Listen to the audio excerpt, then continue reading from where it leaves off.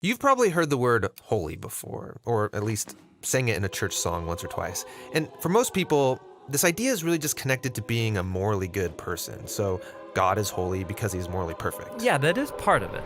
But in the Bible, the idea of holiness is even bigger and more rich. What it's really describing is how God is the creative force behind the whole universe. He's the one and only being with the power to make a world full of such beauty and life.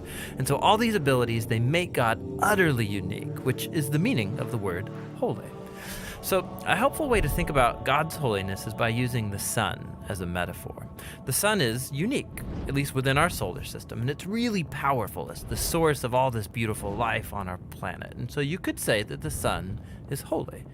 And you can actually take this metaphor even further in that the whole area around the sun is also holy.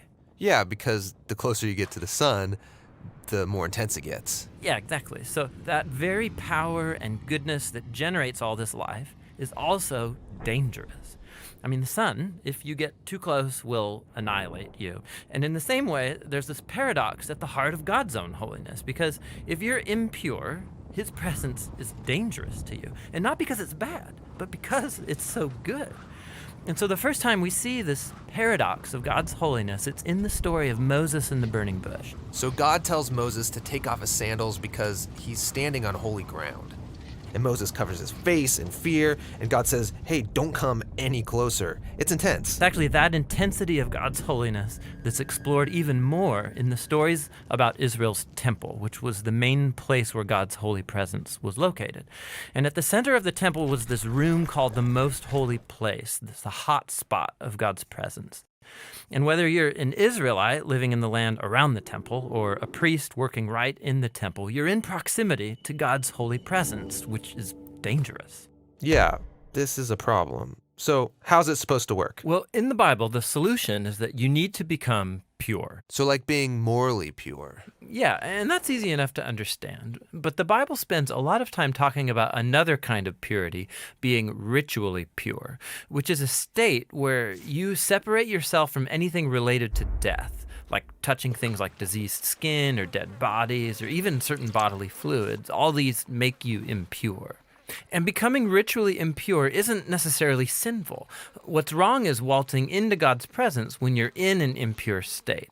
And so that's why God gave the Israelites very clear instructions for knowing when they were impure, steps to become pure, so that they could go into the temple again. So that's what the book of Leviticus is about. Right.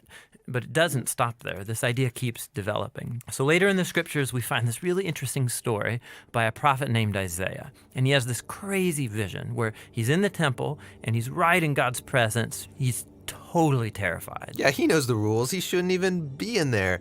And he's worried about being destroyed. And then this crazy creature called a seraphim. Yeah, that is a crazy creature. Totally. So it flies over with a hot coal, and then it sears Isaiah's lips with the coal and says something really weird. Your guilt is taken away, and your sin is atoned for. So this burning coal somehow makes Isaiah pure. Yeah, it's remarkable because normally if you touch something impure, it transfers its impurity to you. But now here's this new idea where you have this coal, this very holy and pure object, and it touches Isaiah, and it transfers its purity to him. Isaiah is not destroyed by God's holiness. He's transformed by it. I mean, the implications of this are just huge. But there's one more development. This time from another prophet, Ezekiel. And he has this vision where he's standing at the temple and he sees water trickling out from it. And then that water turns into a stream, and then it grows into a deep river that starts flowing through the desert, leaving this trail of green trees behind it. And then it flows into the Dead Sea, making everything fresh and alive. So instead of becoming pure first and then going into the temple, here God's holiness comes out from the temple, making things pure and bringing them to life. What does it all mean? So we don't know until we meet this man, Jesus. And he claims that he's fulfilling all of these ancient visions, but in surprising new ways. So Jesus, he went around touching people who are impure, people with skin diseases, a woman with chronic bleeding, or dead people. And when he touches them, their impurity should transfer over to Jesus, but instead, Jesus' purity transfers to them and actually heals their bodies. Jesus is like that holy coal in Isaiah's vision. Right.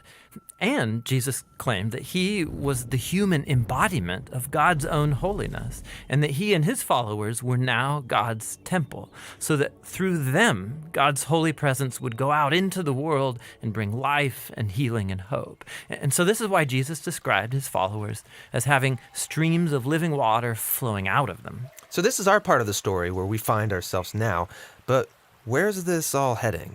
So the last pages of the Bible end with a final vision about God's holiness.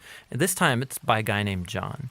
And in his vision, we see the whole world made completely new. The entire earth has become God's temple. And Ezekiel's river is there, flowing out of God's presence, immersing all of creation, removing all impurity, and bringing everything back to life. We believe the Bible is one complete narrative, so we're making these videos to trace a theme that goes from the beginning to the end of Scripture. We're also making videos for every book of the Bible to help you understand its literary design and main themes. We're a nonprofit and we need your help to make more videos. We're always making our next video, and you can help us make that happen by going to jointhebibleproject.com. You can download high-resolution versions of these videos that don't have this little outro right here. You can play them at your church or small group or whatever. You can get study guides, all kinds of resources, all for free at jointhebibleproject.com.